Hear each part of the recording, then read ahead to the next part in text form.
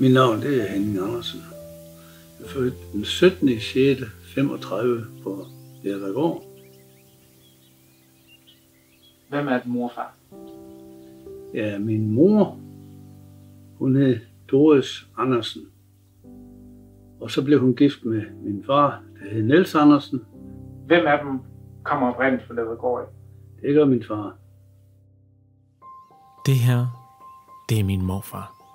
Ligesom hans far og hans far før ham, har han levet hele sit liv på en gård i det sydvestlige Jylland, Lervadgård. Han er gift med Lis, min mormor, og lever nu et stille og roligt liv som pensionist i det lille hus på gården. Traditionen tro er gården blevet overtaget af hans datter Bodil og hendes mand Søren. De bor inde i det store hus. Det er også der, jeg er vokset op. Der bliver ikke længere drevet landbrug på gården, men der er stadig dyr. Og det er i deres selskab, vi finder min morfar. Han bruger nemlig meget af sin tid hver dag på at sørge for, at de har det godt, og får alt det, de har brug for. Der er nok til dem.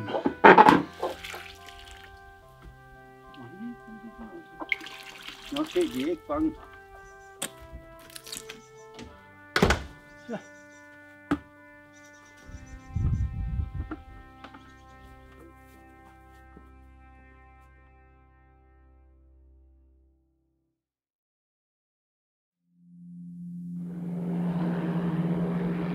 Jeg er født i 35, og det var så lige, da krigen startede, der begyndte jeg at huske.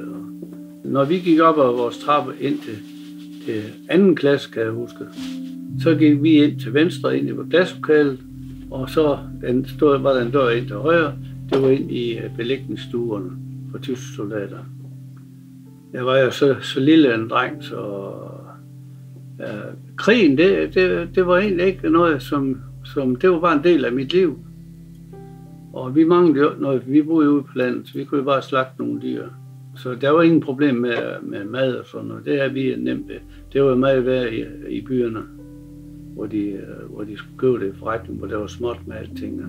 Ja, vi var da nervøse for tyskerne. Men der kan jo mange andre ting at være nervøse for. Og sådan, i hvert fald for mit vedkommende, sådan en lille dreng som mig, og spekulerer som en netsalg mig over det. Var du på noget tidspunkt fascineret af tyskerne? Jeg tænker sådan, at mennesker i uniform, eller fik man at vide, at det var forkert, at de var ikke velkomne? Nej, det snakkede mor og far aldrig nogensinde om, fordi de har altid godt kunne lide mennesker, og det vidste ud med godt, det var nemt at være tysk soldater. Nej, vi var ikke fascineret, man snakker lidt til tyskerne. Men jeg kan da huske, når vi cyklede hjem, for eksempel fra Skovlund, hvor min moster og onkel de boede. Mor var slemt til at komme for sent afsted over hos min moster, fordi det var jo hendes søster, og hende var hun meget glad for. Så vi kom altid for sent afsted. Og så da vi kom hjem, så var det ved at blive mørkt, og det var jo mørklæggende, der måtte man ikke være ude efter mørkningstid. Og så oppe i Føgen, der var der SS-soldater, så når vi så kom kørende over fra min moster ned over Fredensbro, og så hjem, så kunne vi høre, at det kom en flok tyske soldater marcherende fra Føgen ned over Lerva, og så den vej ud. Så far, han var lynhurtig, og vi var 3 børn, og så 2 voksne, og så alle vores cykler ind over en pløjemark, og så smed vi os ned i en plovfur. Og så kunne vi høre tyskerne marcherende ud på vejen, og så sang de. Og det var de edderhuggende gode til.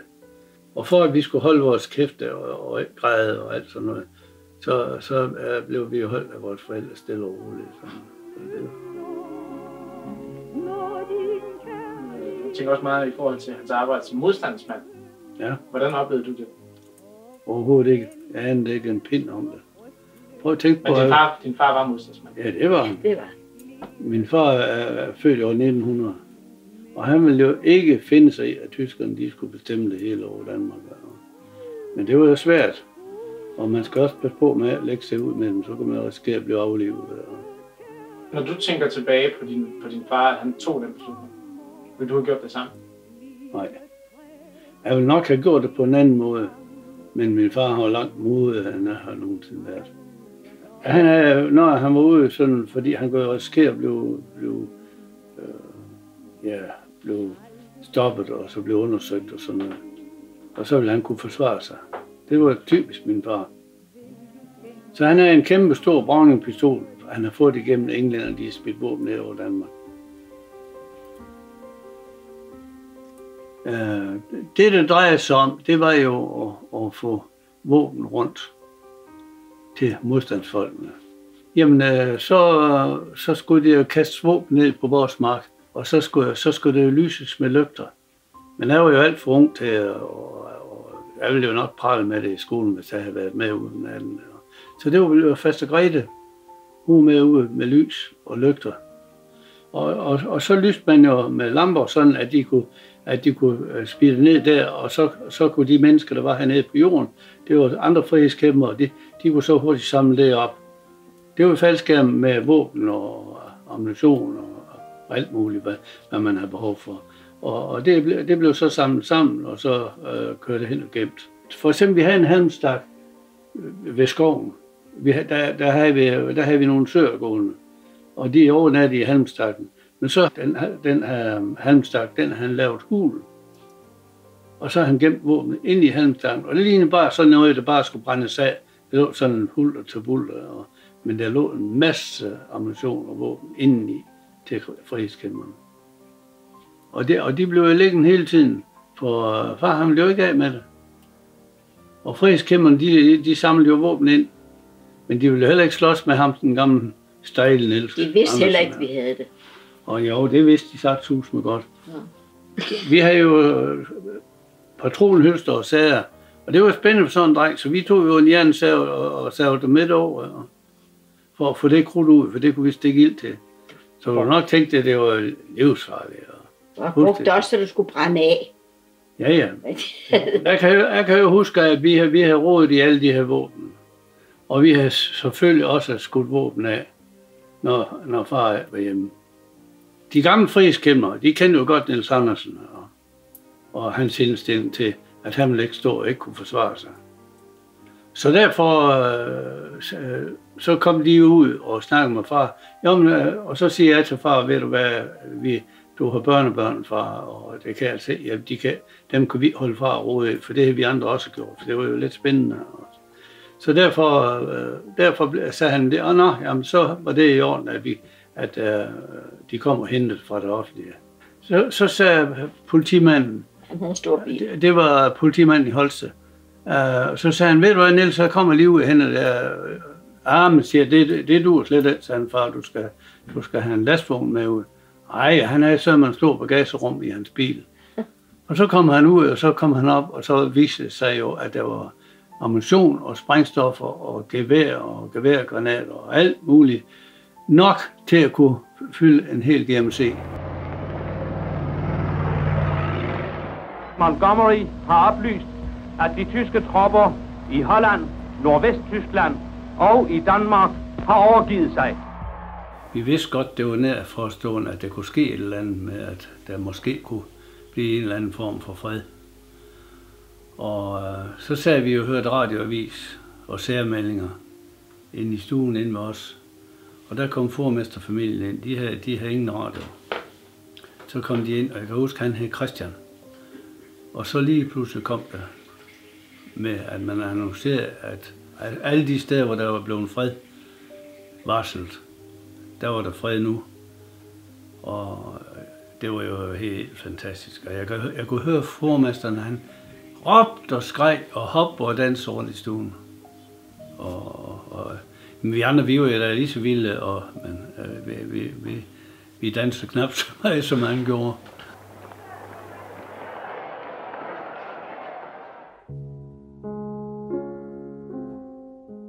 Lige efter krigen, så blev Ford V8'eren, model 1935, den blev jo restaureret, sådan at den kunne køre. Så begyndte jeg jo at få lov til at køre bilen ud af garagen. Det var jo spændende. Og så begyndte jeg at køre lidt op til vejen og tilbage igen. Og så endte det med at køre til Føvling i Brugsen. Så endte det selvfølgelig med, at der var lidt ældre, der var 10 år eller sådan noget. Så havde vi feriegæster nede fra Esbjerg. Så skulle de jo hentes ved stationen. Og far han jo travlt, han skulle høste, og hesten vandt, og så var der noget galt med bindsler og sager til hestene. Så han er travlt, og han var jo lidt hastig. Og så sagde han, Henning, det kan du sagtens sådan. Ja, det kunne jeg da sagtens. Og mor, hun protesterede jo lidt, men hun vidste godt, det hjalp ikke med far at protestere over for ham. For han havde tid. Han var lidt til, at det hele var gået lidt skævt, og kalden var kommet for sent op om morgenen og sådan. Og han råbte sgu højt, det kan jeg love dig. Så sagde han, du kan sagtens. Jamen, det kunne jeg da sagtens. Så smuttede jeg til brød og hentede dem op ved toget i bil. Ja. Jeg stod op direkte og holdt rettet sådan her, med hænderne foran mig. Og så, når så skulle skifte koblingen, så gjorde jeg bare sådan her, og så gas med højre fod, og det gik da fint. Og på vej hjem, der mødte jeg så politiet. Det var den eneste bil, der overhovedet var chance for at møde. Der var ingen andre, der havde biler. Jo, Søren Harbo havde bil, tror jeg nok. Og så havde jeg brugsuddelerne i følgebil, men det var sgu da været mærkeligt, om man mødte dem. Men jeg mødte i hvert fald politiet. Jeg tror, han hed Laursen var hen for Gørding. Og så ringer han til min far om aftenen. Ved du hvad, Niels, siger han? Han er lige lille nok til at køre bil. Han kan knap nok se op over rettet. Så du ventede på, eller? Nej. Jeg kørte altså, jeg hentede jo alt ved smeden og over ved Schultz i Holsted. Og det tog de selv til nær, for det gjorde deres børn også.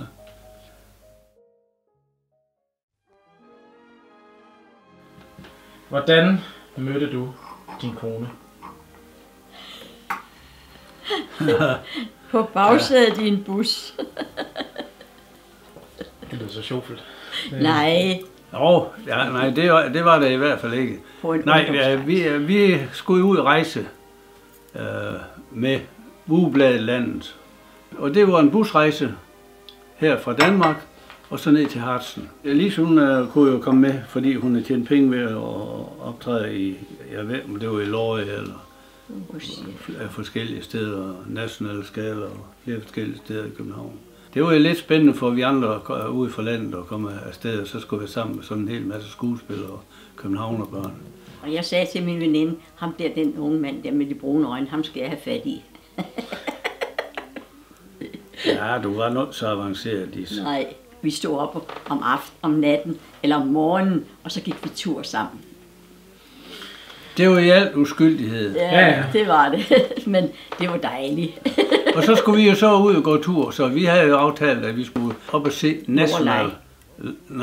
national denkmal i en kvinde, der ligger der i ringen. Og der skulle jeg selvfølgelig vise mig lidt, fordi jeg skulle og du kan se morfar i dag, som ikke gør noget som helst forkert. Han læser op i armene på figuren. Han skulle vise sig. Ja, vi var jo 16 og 14 år. Altså, sådan nogle landbodrenge, de spillede jo fodbold, så de var så vilde med at skrive breve og sådan noget. Men jeg fik fyret op under dig. Ja, det kan nok sige. Hvad hed jeres første barn? Charlotte. Ja, og nummer 2 hed John, og nummer 3 hed Bodil. Ja. Og Bodil, hun var sådan lidt en efternøller. Hun var noget yngre end de andre. Hvordan påvirkede det jer at få børn? Dejligt. Det var jo fantastisk, men altså det var ganske naturligt, at vi blev gift, og så fik man børn inden for en år eller 2. Jamen, jeg arbejdede jo i mange år herhjemme for min far som forkalder. Og så overtog vi, da lige så jeg blev gift, så kort tid efter, så overtog vi gården. Ja, min far, han boede jo inde i huset, og så ville han jo gerne være med i landbruget stadigvæk. Og så kørte han jo traktor fra morgen til aften. Ja, han sagde altid, når han stod op om morgenen, er traktoren i orden? Om der var fyldt op med brændstof og blev smurt, og maskiner var blevet smurt, så kørte han i marken. Men nu kan jeg jo godt tillade mig at sige det i dag. Han var jo en ældre herre, og når han skulle pløje og sådan noget, det kunne jo godt være lidt bøvlet. Hvordan var det for dig at arbejde ved siden af din far i så mange år? Jamen, det var da dejligt. Far og mig, vi kunne skændes og gøre ved, og 5 minutter efter gik vi i marken sammen og var gode venner. Men vi kunne godt skændes noget. Far, han var en meget stærk mand. Han havde nogle stærke meninger også, og han vidste lige nøjagtigt, hvad han ville. Jeg var altid i tvivl om, det jeg gjorde var rigtigt. Mere eller mindre. Den tid, jeg var landmand, der tjente vi simpelthen ingen penge, men det er jo lige så slemt i dag. Der var en brand på et tidspunkt. Hvornår var det? Ja, der gik det ild i svinestallen. Alle os, der arbejdede, vi var jo herhjemme, og så var vi ved at udbygge vores svinestald. Jamen, der gik ild. Hele svinehus brændte. Vi bare 7,5 tons døde svin ud. Det må være færdigt. Og jeg kan da huske, at John han var fuldstændig. Det er han svært ved at tage. Han hørte det op i Føvling, og det var dengang, da Madsen var skoleleder. Der hørte han, der var ild i Lervedgård, og så var han hjem, og det var Charlotte også. Men Jamen, jeg mener, mor fortalte mig, at de blev stoppet nede ved Harbo, og blev bedt om at blive der, indtil der var styr på det. Men det var jo forfærdeligt for dem at være dernede, når der brændte hjemme. Jamen, jeg ved godt, at det var forfærdeligt at se på, når det brænder, men jeg tror stadigvæk, det er jo bedre, børn var med i det.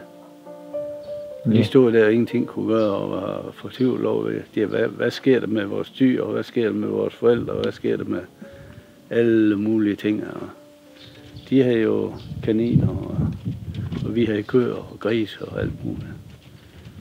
Men der tror jeg, at børn skulle hjem, og så ikke være med i det, men at se det på lige fod med andre. Ja. Jeg tror ikke, man skal skjule for noget for dem. Det bliver, deres tanker er meget værre end virkeligheden. Så. Nej, det var en hård tid, du. Rigtig hård tid. Det gik jo fandme ind i det hele.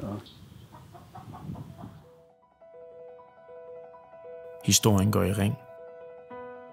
En dreng fra Jylland møder en pige fra København, tager hende med hjem til gården og beslutter sig for at dele sit liv med hende.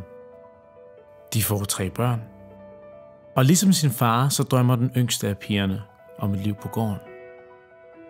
Hun vil være landmand, ligesom sin far. Men tiden var løbet fra de små danske landbrug, og i 1991 lukkede landbruget på Lervedgård.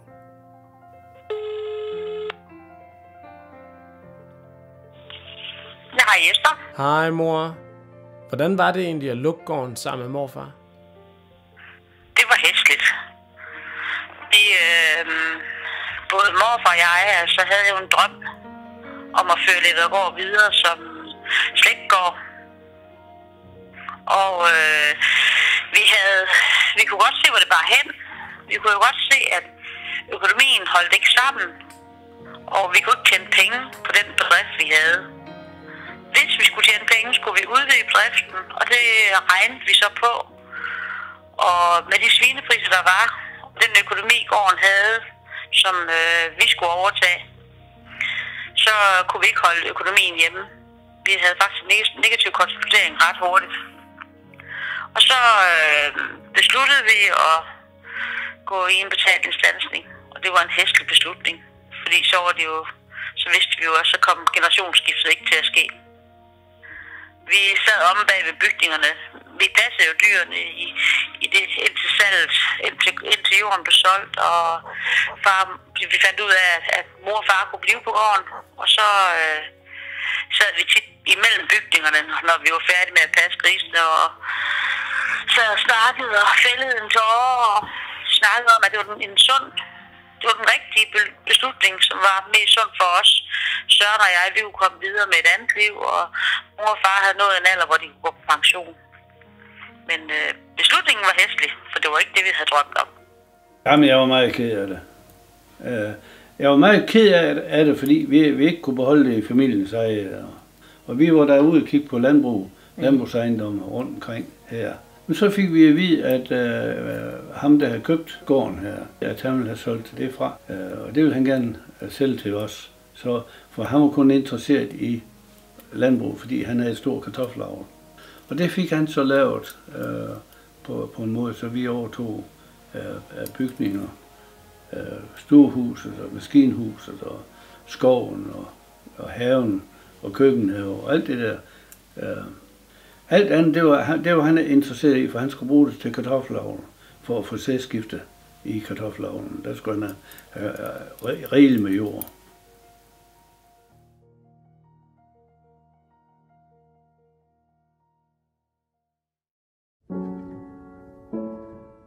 Hvornår døde din far så? Jamen, han er død så i 1990, og jeg havde svoret i hvert fald, at far skulle aldrig nogensinde væk fra Lerødgård og så på plejehjem, fordi det synes de fleste jo. Men det må vi altså blive os selv, for han kunne ikke huske, at han ikke kunne gå.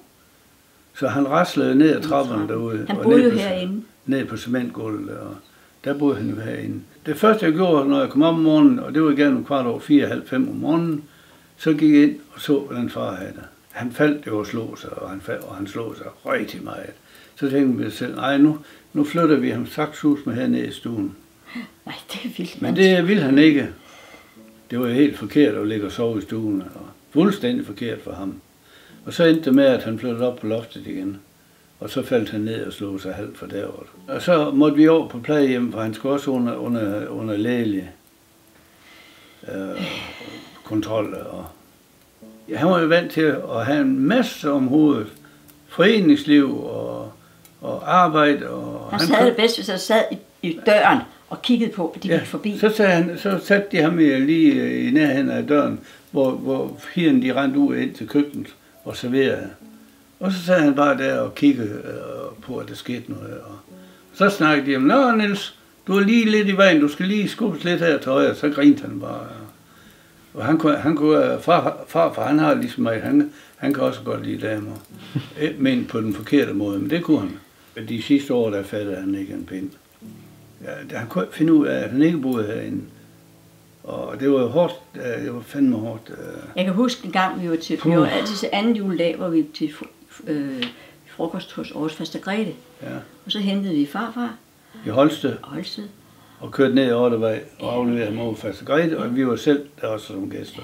Og der sad han jo sammen med farfar Svends og hele familien. Og han spiste godt, og de grinede og snakkede med ham. Men du kan ikke snakke, han sagde ingenting. Han sagde, i flere år sagde han ikke et ord. Men så den dag, så da vi sagde farvel, tak anden juledag derovre, så kørte vi op over Føvling, og så skulle vi over på plejehjem med farfar. Og så da vi kørte ud af Føvling by, så sagde han, du kørte den forkerte vej. Fordi vi kørte drejet ikke hernede. Ja, det var sjovt. Men nej, det var ikke sket. Men han døde over på plejehjem. Han døde over på plejehjem, ja. Og det var da hårdt, at han forsvandt, men det var stadigvæk meget mildt, fordi det var hårdt efterhånden for ham. Det er så også hårdt for os, men også kan vi ynke. Vi havde jo en familie med 3 børn, men det var hårdt for ham. Men hvor meget han led under, det er jeg ikke sikker på, for han blev passet godt. Og vi besøgte ham altid hver dag. Ja, det gjorde jeg i hvert fald. Ja, men vi er jo også der. Ja.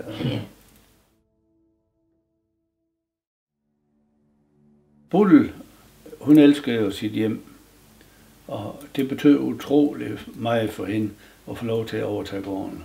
Så flyttede vi jo herind, og de flyttede derind. Søren er jo en fantastisk dygtig håndværker, og der var jo mange ting, der skulle være i orden med. Ved hjælp af en masse gode venner og kammerater, der var håndværkere, så fik de jo gjort en hel masse ting. Og så var jeg så heldig, at jeg kunne være med i, der kunne stå og holde stien og flytte stien og rense tagrender og smide brædder ud i gårdspladsen. Så det hele det blev endevendt og blev isoleret med rockwool over det hele. Og så kunne besøgende bruge jo bytte om, hvis de havde lyst til det, og flytte herind, hvis der var nogen af deres børn, der ville have det.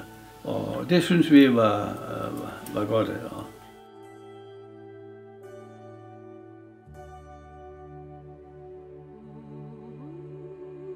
Og nu står jeg her.